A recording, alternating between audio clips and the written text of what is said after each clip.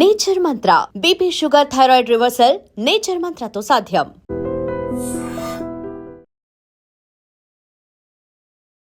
నమస్తే, welcome to I dream.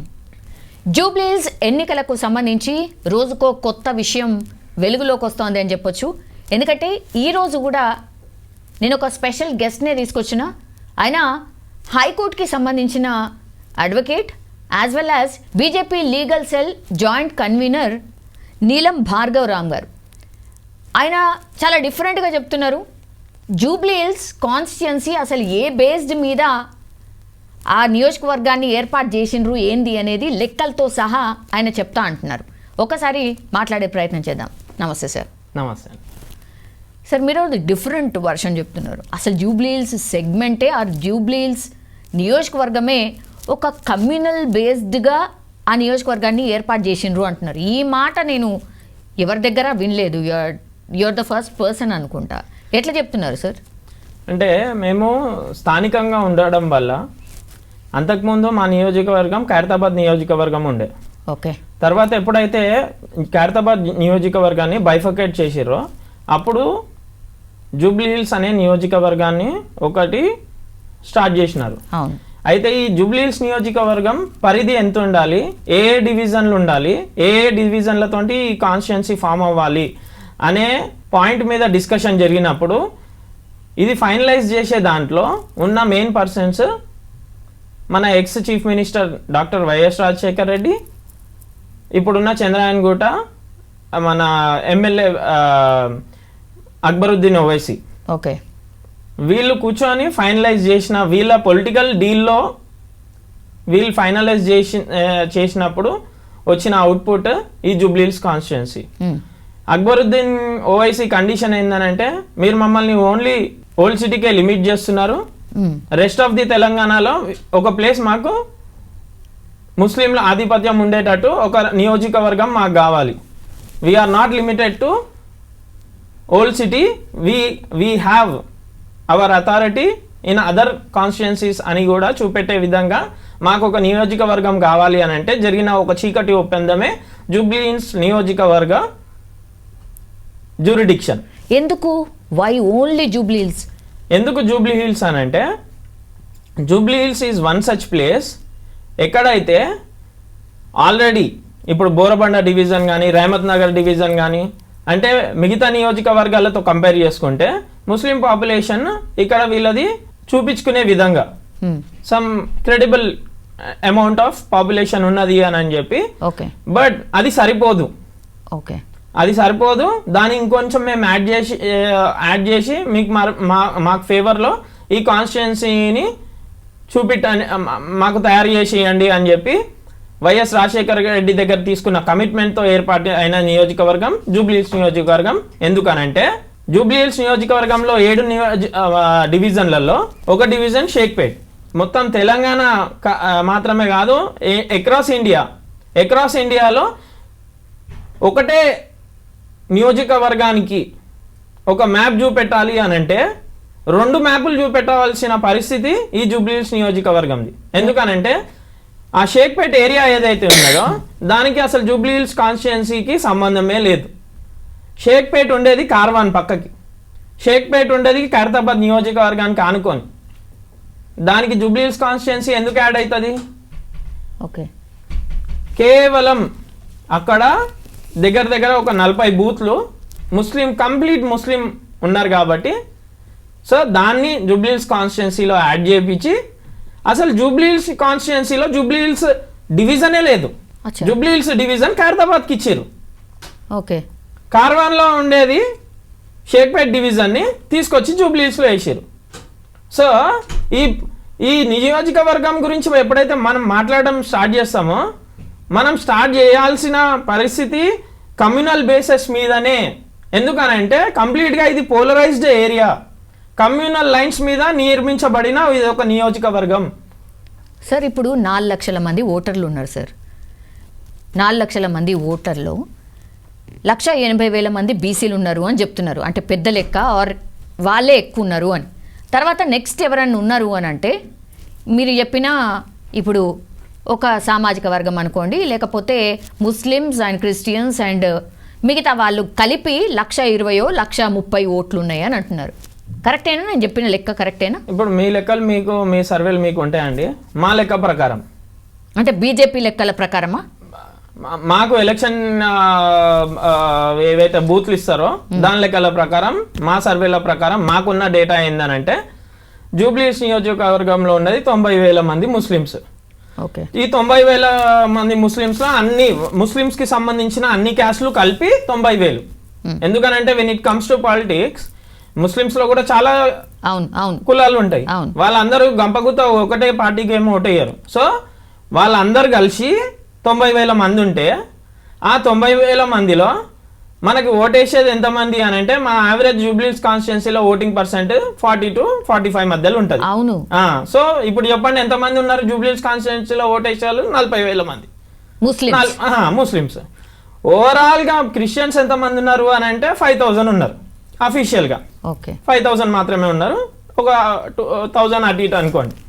ఇప్పుడు మిగిలింది ఎవరు అని అంటే హిందువుల దగ్గరకు వచ్చే వరకు బీసీలు, ఎస్సీలు, ఎస్టీలు ఇవి కాదు. హిందువులు ఉన్నది 3 లక్షల మంది. ఈ 3 లక్షల మంది హిందువులలో ఇప్పుడు సరే మీ ఒక కంఫర్ట్ కోసం ఒక మాట నేను క్యాష్ వైజ్ చెప్పాలన్నా కానీ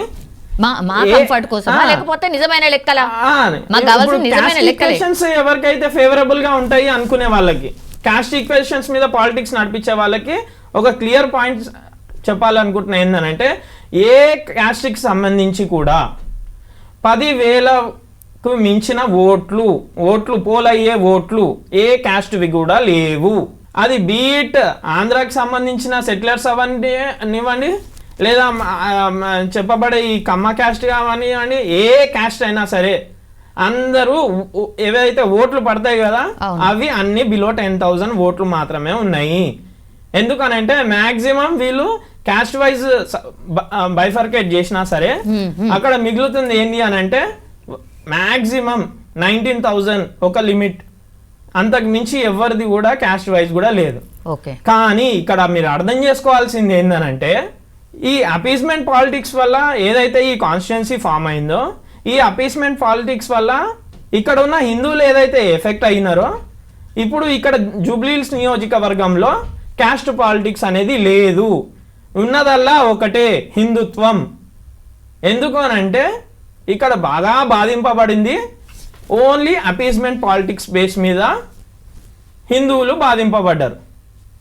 క్యాస్ట్ పాలిటిక్స్ లేదని మీరు ఎట్లా చెప్తున్నారు సార్? క్యాస్ట్ పాలిటిక్స్ ఎందుకు లేదు అని చెప్తున్నానంటే మా జూబ్లీహిల్స్ నియోజకవర్గంలో జరిగే ప్రతి ఒక్క కమ్యూనల్ రయాట్స్ కానివ్వండి, లేదంటే అల్లర్లు జరిగినప్పుడు కానివ్వండి, లేదనంటే జరిగిన పెద్ద ఇష్యూస్ తీసుకుంటే ప్రతి దగ్గర కూడా అక్కడ కమ్యూనల్ ఇష్యూసే బయటపడ్డాయి తప్ప ఎక్కడ కూడా ఈ క్యాస్ట్కి సంబంధించిన వాళ్ళు వీళ్ళకి ఏదో ఇబ్బంది జరిగింది, లేదా ఈ క్యాస్ట్కి సంబంధించిన వాళ్ళు అందరూ ఒకటయ్యి ఇదొక నిర్ణయం తీసుకున్నారు అనే ఉదాహరణలు, సంఘటనలు జూబ్లీహిల్స్ నియోజకవర్గంలో లేవు.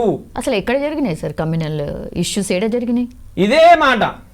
ఇదే మాట కమ్యూనల్ ఇష్యూస్ అసలు జూబ్లీహిల్స్లో కమ్యూనల్ ఇష్యూసే జరగలేదు అని చెప్పి మా ప్రజెంట్ డీసీపీని అడగండి, అంతకుముందు డీసీపీని అడగండి. 3 డీసీపీలు చేంజ్ అయ్యారు. 3 డీసీపీలలో ఒక్కళ్ళతో అనేది చెప్పిపియండి అసలు జూబ్లీహిల్స్ నియోజకవర్గంలో కమ్యూనల్ ఇష్యూస్ జరగలేవు, కమ్యూనల్ రయాట్స్ జరగలేదు అని చెప్పి. ఎప్పుడు జరిగినాయి? 2000 ఎప్పుడైతే ఈ జూబ్లీహిల్స్ నియోజకవర్గం ఫామ్ అయిందో అప్పటి నుండి ఈ కమ్యూనల్ రయాట్స్, కమ్యూనల్ పాలిటిక్స్ ఇవన్నీ వస్తూనే ఉన్నాయి. నేను ఎందుకు చెప్తున్నా ఈ మాట అని అంటే జూబ్లీహిల్స్ నియోజకవర్గంలో 144 సెక్షన్ ఎప్పుడు విధిస్తారు? 144 సెక్షన్ ఏదైనా అల్లర్లు జరిగినప్పుడు 2-3 ఎక్కడ కూడా గుంపుగా ఉండద్దు అని. ఎప్పుడు జరిగింది? దగ్గర 10 సార్లు 144 సెక్షన్ జూబ్లీహిల్స్ నియోజకవర్గంలో ఎందుకు ఇంపోజ్ చేశారు? కమ్యూనల్ ఇష్యూస్ అయినాయి. బోరబండ బంద్ అవుతుంది, శ్రీరామ్ నగర్, రహమత్ నగర్ బంద్ అవుతుంది, చాలా జరిగినాయి. ఇప్పుడు మీడియాలో ఏం చూపెడతారు అని అంటే, మీడియాలో లేదంటే పోలీస్ రిపోర్ట్లలో ఏం చూపెడతారు అని అంటే ప్రతిదాన్ని డివియేట్ చేసి చూపెడతారు. అక్కడ ఏం జరిగింది అనేది గ్రౌండ్లో ఉన్న పబ్లిక్కి మాత్రమే తెలుస్తుంది. నేను లోకల్ని కాబట్టి నాకు తెలుసు. చెప్పండి సార్, ఒక 1 or 2 ఇష్యూస్ చెప్పండి. 10 సార్లు జరిగింది అంటున్నారు, ఒక 1 or 2 ఇష్యూస్ అయితే చెప్పాలి కదా. ఇప్పుడు ఎప్పుడైతే క్రైమ్ రిజిస్టర్ అవుతుందో ఆ క్రైమ్లో విక్టిమ్ ఒక కమ్యూనిటీకి చెందినవాడు అండ్ అక్యూజ్డ్ ఇంకో కమ్యూనిటీకి చెందినవాడు ఉన్నప్పుడు ఇమ్మీడియట్గా పోలీసు వాళ్ళు ఇంపోజ్ చేసేది 144 సెక్షన్. అండ్ అక్కడ అల్లర్లు జరిగినప్పుడు సెంట్రల్ మినిస్టర్లు మన కిషన్ రెడ్డి గారు, ఇంతకుముందు ఎమ్మెల్యే ఉండే అంబర్పేట, అప్పుడు రహమత్ నగర్లో కమ్యూనల్ ఇష్యూస్ జరిగినప్పుడు వారే వచ్చారు. రాహుల్ గాంధీ లాంటి నాయకుడు జూబ్లీహిల్స్ నియోజకవర్గంకి వస్తే చూస్ చేసుకున్న పాయింట్ ఏంది మీటింగ్కి? శ్రీరామ్ నగర్. శ్రీరామ్ నగర్ ఎందుకు శ్రీరామ్ నగర్ని చూస్ చేసుకున్నారు? అక్కడ 144 సెక్షన్ పెట్టిండే కాబట్టి. అంతకుముందు రాహుల్ గాంధీ తెలంగాణలో పబ్లిక్ మీటింగ్స్ పెట్టేటప్పుడు one of the place Sriram Nagar, Jubilee Hills constituency. Sriram Nagar చుట్టుపక్కల అంతా 144 సెక్షన్ పెట్టిరు. మాకు తెలుసు, మేము చూసినాం, కేస్ డీటెయిల్స్తో సహా ఉన్నాయి. ఇప్పుడు ఓన్లీ జూబ్లీహిల్స్లోనే జరిగిందా ఇది? మిగతా చోట్ల ఏడ జరగలేదా? చాలా జరుగుంటాయి కదా. I'm confining my argument to Jubilee Hills constituency. ఎందుకనంటే అసలు జూబ్లీహిల్స్లో మత సామరస్యం అని ఇవన్నీ డైలాగులు చెప్తారు కదా అందరూ. అసలు జూబ్లీహిల్స్లో లోకల్గా ఉండే వాళ్ళకి అడగండి, ఎప్పుడు కమ్యూనల్ రియార్ట్ జరగలేదా? ఎప్పుడు 144 సెక్షన్ పెట్టలేదా? పాల కోసం తప్ప మిగతా వాటి కోసం ఇంట్ల నుండి బయటికి రాకుండా ఉన్న రోజులు ఉన్నాయి జూబ్లీహిల్స్ నియోజకవర్గ ప్రజలు ఫేస్ చేసిన సిచ్యువేషన్స్. ఇప్పుడు కూడా ఈ రోజు కూడా ఆన్ ది రికార్డ్ నేను చెప్తున్నాను, ముస్లిమ్స్ హిందూస్ గొడవడి యాక్చువల్గా ఈ సీక్వెన్స్ ఎట్లా ఉండే అంటే, అంతకుముందు పోలీసు వాళ్ళు ఏం చేస్తుండే, ఒకవేళ కమ్యూనల్ ఇష్యూస్ అలాంటి ఇష్యూస్ అయితే ఎవరిది తప్పు ఉందో వాళ్ళది చూసుకొని వాళ్ళ మీద కేసు చేస్తుండే. తర్వాత రాను ఎలా డెవలప్ అయిందనంటే ఈ అపీస్మెంట్ పాలిటిక్స్ వల్ల ఎవరిది తప్పున్నా సరే ఇద్దరి మీద కేసేసి మీరు కోర్టులో పోయి చూసుకోండి అని అంటుండే. ఇప్పుడు ప్రజెంట్ ట్రెండ్ ఏం నడుస్తుంది అని అంటే, ఎవరిది తప్పున్నా సరే ఇద్దరి మీద, నువ్వు విక్టిమ్ అయినా నువ్వు కంప్లైనెంట్ అయినా అక్యూజ్డ్ అయినా అందరి మీద కలిపి పోలీసు వాళ్ళు కేసు చేసి పంపిస్తున్నారు. ఇట్లా కమ్యూనల్ కేసెస్ లేవు ఈడ అని చూపెడుతున్నారు. సెక్షన్ 295 ఏ మాత్రమే మెన్షన్ చేయకుండా ప్రతి ఇష్యూని ఇక్కడ కమ్యూనలే లేదు అని చూపెడుతున్నారు. అది మంచిది కాదంటారా సార్? ఎందుకు రెచ్చగొట్టడం? ఎందుకు ఇప్పుడు రెచ్చగొట్టడం కాదు, ఇప్పుడు ఒక నిజాన్ని మనం దాచడం కూడా పెద్ద తప్పే. ఇప్పుడు ఒకరిని వదిలేసి ఇంకో మీద కేసు అయితేనేమో బాధపడాలి. అందరి మీద కేసు అయింది సరే, దాని తర్వాత విచారణ జరుగుతుంది, ఎవరు తప్పు ఏంది అని తేలుతుంది కదా. విక్టిమ్ ఎవరైతే బాధింపబడ్డాడో వాడు కోర్టులో నేను ముద్దాయిలాగా పోయి నిల్చోవాలా? మరి ఏం చేయాలి సార్? మరి వాళ్ళకున్న ఆప్షన్ ఏందంటారు? ఇప్పుడు పోలీసు వాళ్ళు ఇన్వెస్టిగేషన్ చేయాలి. అదే ఇప్పుడు పొలిటీషియన్స్ అనుకోండి, రిలీజియన్ వైజ్ ఒక అపీస్మెంట్ వాళ్ళ ఫ్లోలో వాళ్ళు వెళ్తున్నారు. పోలీస్ డిపార్ట్మెంట్ కూడా అదే పని చేస్తే ఎంఆర్ఓ ఆఫీసర్లు ఆడ ఎస్పీఆర్ హిల్స్లో గుట్టలు ఉంటాయా, గుట్టల్ని కట్ చేసి ఈ రోజు కూడా ఆన్ ది రికార్డ్ నేను చెప్తున్నా, ఈ రోజుకి కూడా గుట్టలు కట్ చేసి గుట్టల మీద ఇల్లులు కట్టుకుంటారు. వీళ్ళు ఎంఆర్ఓ డిపార్ట్మెంట్ వెళ్ళి వాళ్ళకి క్వశ్చన్ చేయరు, ఎందుకంటే అపీస్మెంట్ పాలిటిక్స్. మీరు ముస్లిం ఏరియాస్లో పొద్దుగాల లేవగానే జిహెచ్ఎంసీ ఏరియా స్వీపర్స్ వెళ్ళి క్లీన్ చేస్తారు, వాళ్ళకి ఇన్స్ట్రక్షన్స్ ఉంటాయి. అదే హిందువుల ఇండ్ల ముంగల గల్లీలలో పోయి క్లీన్ చేయరు. ఎందుకు? అపీస్మెంట్ మొత్తం గ్రౌండ్ లెవెల్కి రీచ్ అయింది, హిందువులు అన్నీ గమనిస్తున్నారు. సో ఇవన్నీ చెప్పి ఇప్పుడు మీరు కొత్తగా ఇవన్నీ చెప్పి తెలియని వాళ్ళకి కూడా తెలిసేలాగా చేసి మీ అంటే పోలరైజేషన్ ఆఫ్ ఓట్స్ అనుకోవాలా? హిందూస్ అందరు ఒకవైపు, మిగతా వాళ్ళందరూ ఒకవైపు, సంథింగ్ లైక్ దాట్. ఇప్పుడు నేను చెప్పినా నేను చెప్పకపోయినా నేను లోకల్ని కాబట్టి నాకు తెలుసు అంటున్నా నేను ఈ విషయాలని. నాలాగా లోకల్స్ ఎంతమంది ఉన్నారు హిందువులు జూబ్లీహిల్స్ కాన్స్టిట్యుయెన్సీలో? 3 లక్షల మంది ఉన్నారు, అందరికీ తెలుసు. ఇప్పుడు నేను కొత్తగా వచ్చి నేను చెప్పేది ఏం లేదు ఈడ, ఇది అందరికీ తెలిసిందే. ఎవరికి తెలిసింది? లోకల్స్కి తెలిసింది ఈ విషయం. సో లోకల్స్ ఈ కమింగ్ ఎలక్షన్స్లో వాళ్ళ నిర్ణయం ఈ కమ్యూనల్ పాలిటిక్స్కి అగేనెస్ట్గా, అపీస్మెంట్ పాలిటిక్స్కి అగేనెస్ట్గానే ఓట్ చేస్తారు. ఎవరికి ప్రయారిటీ ఇవ్వాలి, ఎవరికి ప్రయారిటీ ఇవ్వద్దు, దేనికి ప్రయారిటీ ఇవ్వాలి, దేనికి ప్రయారిటీ ఇవ్వద్దు. ఇప్పుడు గ్రేవ్యార్డ్ మూడు పార్టీలు పోటీలో ఉన్నాయి సార్, ప్రధానంగా బీజేపీ, బీఆర్ఎస్ అట్లాగే కాంగ్రెస్ సార్. 3 పార్టీలు ప్రధానమైనటువంటి పోటీలు. ఇప్పుడు మీరు ఏం చెప్తారు? ఆ 2 పార్టీలు కూడా పూర్తిగా కేసులు లేకపోతే వాళ్ళ మీద ఏమంటారు కేసెస్ ఉన్నాయి, ఇంకేదో ఉన్నాయి, రౌడీ షీటర్లు అంటారు, ఇంకేమన్నా అంటారు. ఓన్లీ బీజేపీకి సంబంధించిన క్యాండిడేట్ మాత్రమే ఏ కేసు లేదు, చాలా అద్భుతము అని చెప్తారు. అంతేనా? ఇప్పుడు ఇలాంటి ఒక నియోజకవర్గంలో ఉన్నప్పుడు ఎవరైతే కార్యకర్తలు గ్రౌండ్ లెవెల్లో కష్టపడుతున్నారో, ఎవరైతే కార్యకర్తలు దేశం కోసం ధర్మం కోసం పనిచేస్తున్నారో వాళ్ళ మీద కూడా కేసులు అయితే, ఇక్కడ పాయింట్ కేసులు అవుతున్నాయి అనేది కాదు, ఏం కేసులు అవుతున్నాయి. నువ్వు ధర్మం కోసం కొట్లాడితే ఆయన కేసుల గురించి మాట్లాడతలేం మనం ఈడ. ఎప్పుడైతే వీళ్ళ మీద ఆరోపణలు వస్తున్నాయో, ధర్మం కోసమో దేశం కోసమో లేకపోతే ఒక ధర్నా చేసో ఒక పొలిటికల్ ఇష్యూ మీద ఫైట్ చేసో లేకపోతే సమాజ సేవ చేసే విషయంలో మీ మీద కేసులు అయినాయి అని చెప్తలేరు. కేసులు ఏందవి?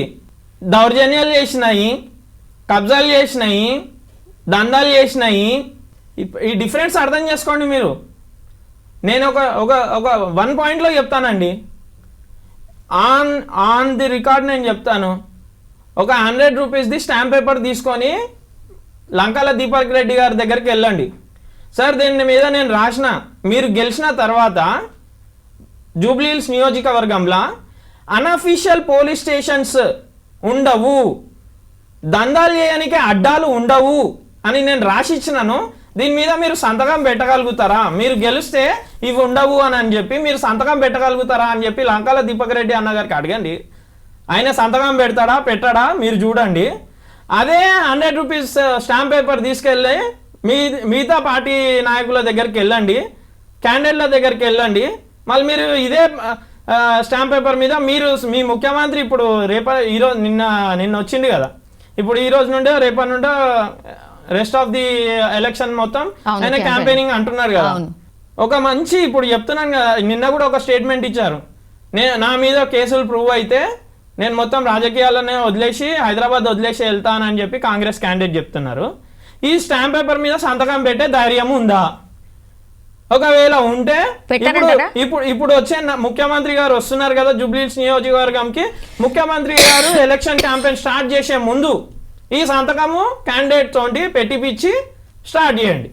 అర్థమవుతుందా ఇప్పుడు మీకు డిఫరెన్స్? కేసులు ఉంటాయి. రాజకీయంలో ఉన్నప్పుడు ప్రత్యర్థి పార్టీలు కానివ్వండి ప్రెజర్ తోటి కేసులు పెట్టిస్తారు. కానీ ఏం కేసులు?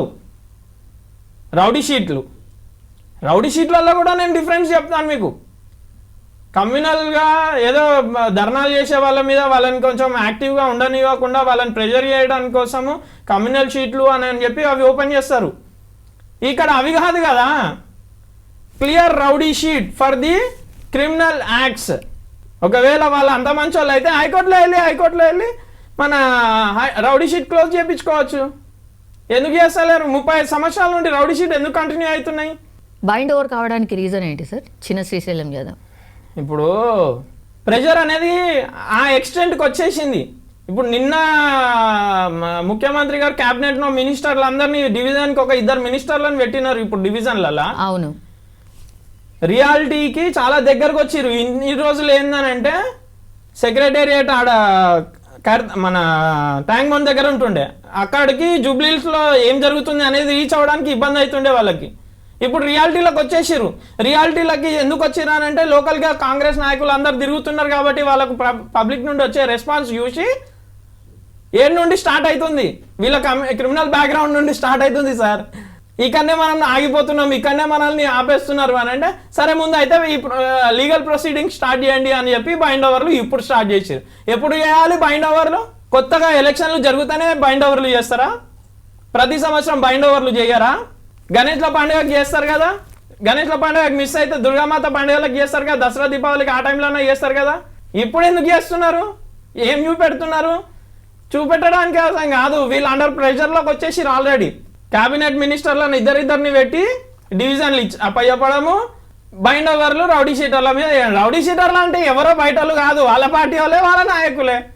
ఒక్క ప్లేస్ నుండి అయినా ఒక్క ప్లేస్, మీరు పార్టీ ఆఫీస్ అనండి, ఇల్లు అనండి, మీ అడ్డాలు అనుకోండి, ఏదైనా సరే ఒక కేసు లేని ప్లేస్ నుండి నేను రాజకీయం చేస్తున్నానని చెప్పి ఓపెన్గా ఒక ప్లేస్ చూపెట్టండి కాంగ్రెస్ పార్టీ వాళ్ళకి. ఈ ప్లేస్లో ఈడ కేసు లేదు, నేను ఈ ప్లేస్ నుండి నా ప్రచారమో లేకపోతే నా పార్టీ పనిలో ఇంక్లూడింగ్ ఇల్లులతో సహా ప్రతి దగ్గర ఉన్నాయా కేసులు వాళ్ళవి? ప్రజలకు ఏం అవసరం అంటే వాళ్ళు డెవలప్మెంట్ చూస్తారు.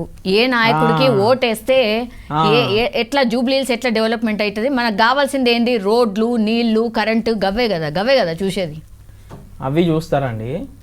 అవి ఇవాళ రేపు ఎట్లుందంటే సిచ్యువేషన్, ప్రజలు కూడా బాగా చైతన్యవంతులయ్యారు. ఒక అప్లికేషన్ గవర్నమెంట్ ఆఫీసులలో ఇస్తారు, బాబు పలానా రోడ్ మాది ఇబ్బంది ఉంది వేయండిరా బాబు అని. లేకపోతే ఒక డ్రైనేజ్ సిస్టంలో ఇబ్బంది ఉంది అని అంటే 1-2 అప్లికేషన్లు ఇచ్చి చూస్తారు. ఒకవేళ వాళ్ళకి అక్కడ పని జరుగుతలేదనుకోండి, తీసుకెళ్ళి డైరెక్ట్లో హైకోర్టులో రిట్ పిటిషన్ ఫైల్ చేస్తారు. సార్ మాకు ఈ పలానా ప్రాబ్లం ఉంది, ఇది మాకు పని అయితే లేదు అని చెప్పి. ఇప్పుడు మొన్న కళ్యాణ్ నగర్లో మార్కెట్ ఇష్యూ ఉండే, అక్కడ ఒక సామాజిక వర్గంకి చెందిన వాళ్ళు మార్కెట్ నడిపిస్తే లోకల్గా ఎవరైతే కాలనీ మెంబర్స్ ఉంటారో వాళ్ళకి చాలా ఇబ్బంది అయింది. దానిలో 1-2 ఈ మన హిందూ కమ్యూనిటీకి సంబంధించిన వాళ్ళని ముంగలు పెట్టి మార్కెట్ అట్లనే కంటిన్యూ చేస్తామంటే 2014 నుండి వాళ్ళు చూసిరు తీసుకెళ్ళి హైకోర్టులో రిట్ పిటిషన్ వేస్తే హైకోర్టు మార్కెట్ తీసేయండి అని చెప్పి ఆర్డర్స్ ఇచ్చింది. It is not limited to only politicians. Okay, మీరు చెప్పిన వర్షన్ కూడా ఆలోచిస్తున్నారు అని అంటారు, అంతేనా? ఇప్పుడు పబ్లిక్కి కావాల్సింది ఏంది, ఒక స్వచ్ఛమైన పాలిటిక్స్. నాయకుడు ఎవరైతే అందుబాటులో ఉంటారో, వాళ్ళకు వచ్చిన సమస్యని ఎవరైతే వింటారో ఆ నాయకుడే కావాలి ఇన్ జనరల్లీ. సో ఆ నాయకుడు ఇప్పుడు బీజేపీ నాయకుడు అంటారా మీరు? ఎందుకంటామనంటే మా సిద్ధాంతం అంత్యోదయ సిద్ధాంతం. అంత్యోదయ అంటే ఒక బంతిలో కూర్చుంటే బంతిలో చివరిలో కూర్చున్న మనిషికి కూడా మొదటి మనిషికి ఏదైతే మనం పెడుతున్నామో ఆయనకు కూడా అందేటట్టు చూసుకోవడం మా సిద్ధాంతం, మా భారతీయ జనతా పార్టీ సిద్ధాంతం. ఇప్పుడు వేరే పార్టీ నాయకుల దగ్గరికి వెళ్తే, ఇప్పుడు మన దగ్గర ఉన్న పోలరైజేషన్కి ఉండే ఇష్యూస్కి, అరే పలానా పర్సన్కి హెల్ప్ చేస్తే ఈ కమ్యూనిటీ వాళ్ళు రివర్స్ అవుతారు మన మీద అని చెప్పి వాడు హెల్ప్ చేయడు. ఆ డిఫరెన్స్ అనేది బీజేపీ చూపెడతారు.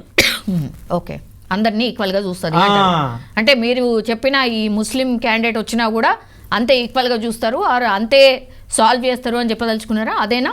ఇప్పుడు రిలీజియన్ వైజ్ మేము చూడం, వచ్చిన సమస్య ఏంటి, దాన్ని ఎట్లా రిజాల్వ్ చేయాలి. ఇప్పుడు ఎర్రగడ్డలో కబ్రస్థాన్ అన్నారు, షేక్పేట్లో కబ్రస్థాన్ అన్నారు. ఇప్పుడు సరే, for instance also basic minimum understanding, Jubilee Hills నియోజకవర్గం ఎంత బిజీ ఏరియా తెలుసు, ఇక్కడ అసలు ప్రభుత్వ భూములు ఎన్ని ఉన్నాయో ఎన్ని లేవో అందరికీ తెలుసు. ప్రభుత్వ భూములలో తీసుకుపోయి వీళ్ళకి కబ్రస్థాన్కి ఇచ్చేస్తామా అని అంటే కోర్టులో గమ్మునుంటాయండి.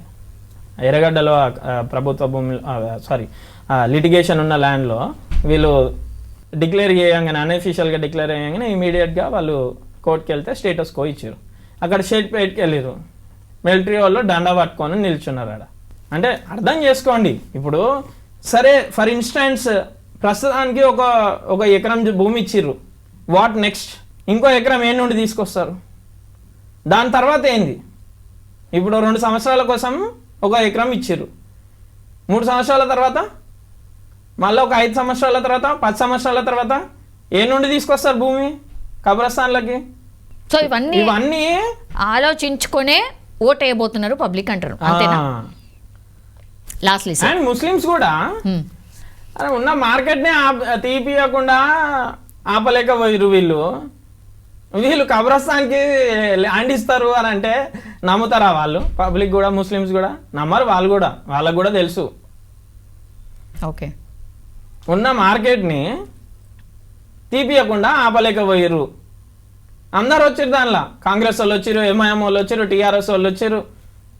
అరే గరీబోలా అరే గరీబోలదే భయ్, లక్షలు పెట్టి కోట్లు పెట్టి ఇల్లు కట్టుకున్నానికి ఇంటి ముంగలు వచ్చి నువ్వు దౌర్జన్యం చేస్తే వానికి బాధ ఉండదా? వాంది బాధ కాదా? వాంది ఇల్లు కాదా? వానికి ఒక పీస్ఫుల్ లైఫ్ బతకాలని ఉండదా? ఇట్లా చాలా ఇష్యూస్ ఉన్నాయి. ఒక సింపుల్ ఎగ్జాంపుల్, ఒక బండి మీద ఒక పర్సన్ పోతుంటాడు, వెనక నుండి ఇంకోటి వస్తాడు, ఏదో సమ్ పిటి ఇష్యూతో వాళ్ళకి గొడవ అవుతుంది. వీడు గ్యాంగ్ని తీసుకొని వస్తాడు, వాడిని కొడతాడు. వీడు పోలీస్ స్టేషన్కి పోయి సార్ నన్ను కొట్టిరు అని అంటే, అవునా సరే దా కూసో అని చెప్పి తన్నులున్నోడిని కొట్టినోని ఇద్దరి మీద కలిపి బుక్ చేస్తారు కేసు. ఎట్లా నమ్ముతారా అండి పబ్లిక్ వీళ్ళని? ఏముంటుంది సార్, అంటే what is the result of Jubilee's ఉప ఎన్నిక? జూబ్లీ- కొంచెం మ్యాచ్ అయ్యేటట్టు చెప్పండి, మరి ఇట్లా చెప్పకండి మా వాడే గెలుస్తాడు ఇక డిసైడ్ అయిపోయింది అట్లాంటివి కాకుండా కొంచెం ఈ కాంపిటీషన్ లేడున్నారు. కాంపిటీషన్లో మా ప్లేస్ అనేది ప్రత్యర్థుల యాక్షన్స్ తోటి డిఫైన్ అయ్యింది. మ్మ్. మేము ఏ ప్లేస్లో ఉంటే chief minister CM Revanth Reddy నియోజకవర్గంలో వచ్చి నేను చేస్తా ప్రచారం, బైక్ ర్యాలీ కూడా చేస్తా అంటుండు. మా ప్లేస్ ఏందో అనేది డిఫైన్ చేసే డిసిజన్స్ ఇవి. ఓకే. ఎవ్రీ డే వస్తా అంటుండు, రాత్రి 8 కాగానే నేను వస్తా అంటుండు, ఎవ్రీ డే వస్తాను అంటుండు ఆయన షెడ్యూల్ ప్రకారం. That is where we are standing and we are confident. And public main important, local public, general public వాళ్ళకి సింపుల్గా ఏం కావాలి అని అంటే బేసిక్ ఇన్ఫ్రాస్ట్రక్చర్ అవును. అండ్ పర్సనల్ ఈవెంట్స్, వాళ్ళ ఇప్పుడు పెళ్ళిళ్ళు కానివ్వండి, మంచి చెడు ఏదైనా కానివ్వండి, అప్పుడు కొంచెం ఒక మంచి ఎన్వైర్న్మెంట్ చుట్టుపక్కలలో కానివ్వండి, రోడ్స్ కానివ్వండి, డ్రైనేజ్ కానివ్వండి, బేసిక్ ఇవే కోరుకుంటారు. కానీ ఒక అన్అఫీషియల్ పోలీస్ స్టేషన్ ఎవరైనా కోరుకుంటారా? ఒక సెటిల్మెంట్లు చేసి అడ్డాలని కోరుకుంటారా? ఎవరు ఆపలేరు ఇవి. ఇన్ కేస్ కొంచెం ఎలక్షన్లో రిజల్ట్ అటు ఇటు అయినా no one can stop them. మా దగ్గర లోకల్లో అంటారు, అరే అన్న వీళ్ళు టికెట్ కన్ఫామ్ అయితేనే ఇంత ఉంది, బై మిస్టేక్ ఎమ్మెల్యే గెలిచిర్రు అనుకోండి, నియోజకవర్గం ఏమైపోతుంది వీళ్ళ చేతిలో అని మీరు అంటున్నారు. ఆయనే రావాలని మీతోళ్ళు అంటారు. ఏ పార్టీ వర్షన్ ఆ పార్టీయే కదా సార్, ఇప్పుడు డిసైడ్ చేసుకోవాల్సింది ప్రజలు. నేను As అందుకే simple as చెప్తున్నాను that. కదా, ఇది ప్రజల వర్జన్ అని చెప్తాను, నేను పార్టీ వర్జన్ చెప్తాను. ఇది ఓన్లీ మీరు అడిగింది ప్రజల వరకు కాబట్టి ప్రజల వర్జన్ ఇట్లుంది సిచ్యువేషన్. Yes. ఎవరికి ఓట్ వేయాలి అనేది ఒక క్లారిటీతో ఉన్నారు. అండ్ ఇది నాకు తెలిసినంత వరకు ఈ జూబ్లీ హిల్స్ నియోజకవర్గం ఏదైతే 2 మ్యాప్ల నియోజకవర్గం ఉన్నది కదా, ఇది లాస్ట్ ఎలక్షన్. ఇలా 2 మ్యాప్లతోటి ఇదే లాస్ట్ ఎలక్షన్. తర్వాత నాకు తెలిసినంత వరకు జూబ్లీ హిల్స్ బైఫర్కేషన్ అవుతుంది. అవును. అండ్ ఇఫ్ ఇన్ కేస్ ఇలాంటి ఎక్స్పెరిమెంట్ మళ్ళీ ఇంకోసారి చేయాలని ప్రయత్నించిన కాంగ్రెస్ వాళ్ళు, definitely we are going to contest then compete and court. Yeah, thank you sir. And for more videos, Please subscribe to iDream. Please subscribe to iDream. Please subscribe iDream. And please subscribe to iDream. For more videos, subscribe to iDream. please like, share, and subscribe to the channel. Congratulations, iDream. Subscribe to iDream. Subscribe to iDream. So subscribe to iDream Media. iDream ki iDream team andarki huge congratulations. Please subscribe iDream Media. Please subscribe to iDream. Subscribe iDream. Please subscribe to iDream. iDream అంటే నా కళల ఛానల్ను subscribe చేసుకున్న నోరు తిరుగుతలేదు, మీరైతే గంట గుర్తు కొట్టండి. For more such videos, please subscribe to iDream. Subscribe to iDream. Please subscribe to iDream. Please subscribe iDream Media. Please do subscribe to iDream. Please subscribe to iDream Media. For best entertainment and information, please subscribe iDream. And don't forget to subscribe to iDream.